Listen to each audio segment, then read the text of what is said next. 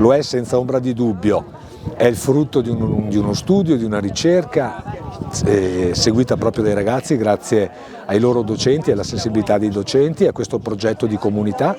che hanno portato questi giovanissimi a scoprire proprio, a toccare con mano e quasi a conoscere, vorrei dire, i 27 caduti di questa tristissima settimana dal 21 al 28 settembre del 1944, di cui questa stele appunto è a loro dedicata per l'80° anniversario dei tragici eventi dell'Operazione Piave. Beh, diciamo che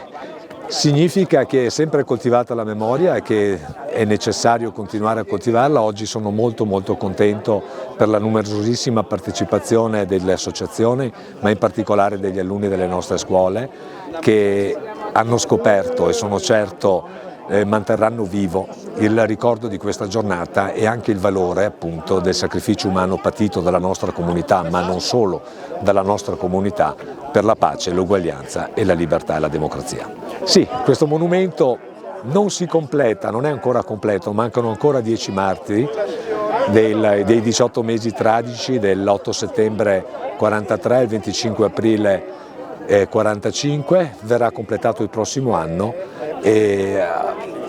raggruppando, unendo sotto un unico posto, diciamo, tutti i nostri caduti. E Borso ha veramente sofferto molto la resistenza, essendo stato, diciamo, nel Grappa il teatro appunto dove si è maggiormente consumata questa tragedia.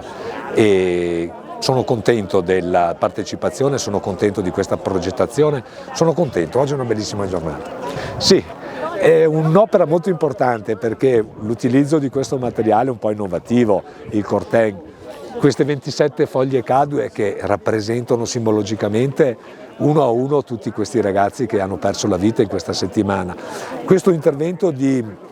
riqualificazione di un'area verde con un passaggio pedonale che sarà dedicato alla memoria anche di qualche nostro concittadino che troppo presto ci ha salutato e che amava e aveva la passione di realizzare delle opere d'arte recuperando i metalli, recuperando le cose che molte volte buttiamo via. Perciò sarà un parco un po' a ricordare la memoria tragica della Resistenza, ma anche la memoria dei personaggi che hanno segnato positivamente